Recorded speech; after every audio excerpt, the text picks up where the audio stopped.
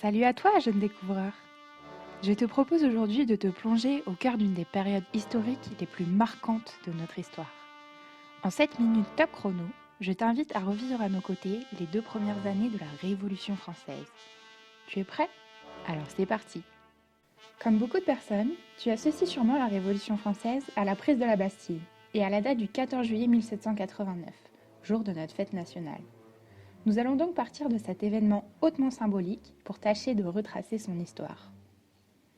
Sais-tu d'ailleurs pourquoi le peuple parisien s'est attaqué à la Bastille? La raison est relativement simple. La foule de manifestants avait d'ores et déjà réussi à s'emparer d'une douzaine de canons et de 32 000 fusils en pillant les Invalides. Cependant, il leur manquait encore de la poudre et des balles, et la prison de la Bastille en abritait une réserve. Après avoir essayé de négocier avec Launay, le gouverneur de la prison, une fusillade éclate, suivie d'un assaut, et la Bastille capitule. Sur ce tableau de l'allemand, intitulé « Prise de la Bastille et arrestation du gouverneur M. Delaunay », le 14 juillet 1789, tu peux d'ailleurs apercevoir le gouverneur escorté hors de la Bastille. Est-ce que tu l'as repéré sur l'image? À l'arrière-plan, on peut également voir le pont de pierre à 3 arches et à son bout, le pont-levis baissé, attestant de la victoire des émeutiers. D'ailleurs, est-ce que ce tableau est réaliste selon toi?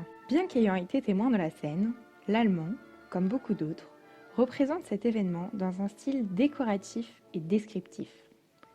Mal à l'aise dans ce registre, il brosse une scène idéalisée où la violence est pratiquement absente. On ne peut voir sur son tableau que quelques coups de feu épars, un peu de fumée et une foule bonne enfant, plus spectatrice que véritablement actrice.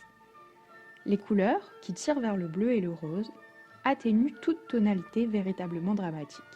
En revanche, les estampes, ces dessins qui résultent de l'impression d'une gravure, qui vont s'attacher à commenter la prise de la Bastille, le feront avec un plus grand réalisme, une plus grande intensité dramatique, et surtout, elles mettront en avant la portée symbolique de l'événement, l'émancipation d'un peuple.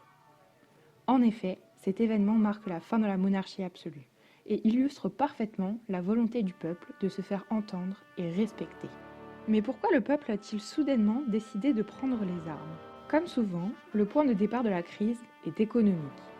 Les caisses du royaume sont vides, le roi Louis XVI a été ruiné par les guerres ainsi que par le mode de vie luxueux de sa cour. Pour pallier ce manque d'argent, le roi augmente les impôts et les taxes, que le peuple, appelé tiers-état, est d'ailleurs le seul à payer.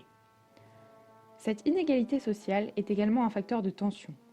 Les bourgeois, qui deviennent alors de plus en plus influents, revendiquent l'égalité et l'abolition des privilèges du clergé et de la noblesse. C'est donc dans ce contexte de crise économique, sociale et politique qu'intervient la prise de la Bastille. Mais si certains ont choisi de prendre les armes, le réel combat se passe plutôt sur la scène politique. En effet, peu avant la prise de la Bastille, en mai 1778, le roi Louis XVI, ne sachant pas comment régler la crise économique à laquelle faisait face le pays, convoque une assemblée extraordinaire appelée les États généraux. Cela n'avait pas été fait depuis plus de 170 ans, ce qui illustre bien la gravité de la crise. Cette assemblée est constituée de représentants des 3 ordres, le clergé, la noblesse et le tiers-état, composés principalement par la bourgeoisie. Pour préparer cette assemblée, chaque ordre avait fait passer dans les provinces des cahiers de doléances. Il s'agit de documents où chacun pouvait faire part de ses demandes et revendications, de façon à ce que les représentants de l'ordre puissent parler au nom de tous. Cependant, dès l'ouverture des premiers débats, un conflit de taille survient sur la manière dont les votes doivent se dérouler. Les députés du tiers-état souhaitent pouvoir attribuer un vote par personne, tandis que le clergé et la noblesse, étant minoritaires, refusent et privilégient un vote par ordre. Lassés de se plier au désir des privilégiés, les députés du tiers-état se rebellent et créent une nouvelle assemblée qu'ils souhaitent constituante. Cela signifie que leur objectif est désormais de rédiger une nouvelle constitution pour la France, c'est-à-dire un texte de loi fondamentale qui établira une nouvelle organisation des pouvoirs. Le 20 juin 1789, ils se réunissent dans la salle du jeu de paume, qui n'était autre qu'un jeu de raquettes de l'époque, et jurent de ne pas se séparer avant d'avoir rédigé cette fameuse constitution, c'est le serment du jeu de paume. C'est donc dans ce contexte qu'a lieu la prise de la Bastille.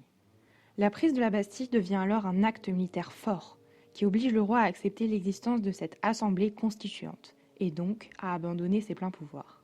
C'est la fin de la monarchie absolue. Tous ces événements très importants se passant à Paris, imagine comment l'information a pu circuler et être déformée pour atteindre les zones les plus pauvres de nos campagnes. Bien loin d'avoir les télévisions ou Internet, peu de gens savaient même lire ou écrire. C'est pour cette raison que surgit ce que l'on a appelé la Grande Peur dans les campagnes françaises. Les récits de la prise de la Bastille, ainsi que l'apparition des cahiers de doléances, ont un double effet. D'un côté, cette prise de pouvoir leur donne de l'espoir et leur donne envie de se battre pour plus d'égalité.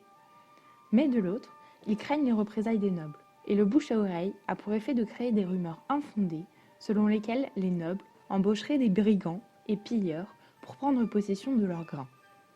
Cela a pour conséquence de nombreux pillages, émeutes et attentats. Comme les Parisiens, le tiers-état provincial prend donc les armes et se révolte contre ses oppresseurs. De son côté, l'Assemblée constituante ne craint pas les représailles et continue son travail en votant 2 textes très importants qu'il faut absolument que tu retiennes. Le 4 août 1789, l'Assemblée proclame l'abolition des privilèges des nobles et du clergé. Cela marque un tournant décisif dans la Révolution et met fin au système féodal hérité du Moyen-Âge. Ce fameux système pyramidal où le pouvoir et les richesses sont répartis entre quelques heureux élus, la noblesse et le clergé, tandis que le tiers-état fait fonctionner le pays. 3 semaines plus tard, le 26 août 1789, les députés votent la première déclaration des droits de l'homme et du citoyen. Véritable révolution, elle affirme l'idée d'une souveraineté nationale. Autrement dit, l'idée que le peuple est libre de choisir le régime qu'il souhaite. La déclaration proclame officiellement l'égalité au niveau juridique des citoyens, en excluant tout de même les femmes, les pauvres et les étrangers, mais également la liberté d'expression, la liberté religieuse ou encore la liberté de la presse. Cependant, tout ne va pas se passer comme prévu. Comme tu le sais sans doute, la France a été la première nation à se révolter. N'ayant aucun modèle sur lequel s'appuyer, elle va connaître une longue période de chaos, d'incertitude et de tâtonnement politique que je t'invite à découvrir dans une prochaine vidéo. D'ailleurs, si tu habites en région parisienne ou que tu passes par l'un de ces jours, nous te proposons de revivre en chair et en os les premières heures de la Révolution française en déambulant dans les rues de Versailles grâce à notre jeu de pistes et à notre visite guidée sur le thème de la Révolution. Si tu veux en savoir plus, je te mets le lien de notre site internet dans la description. Et si tu as des questions sur notre vidéo, n'hésite pas à les écrire en commentaire. À très bientôt!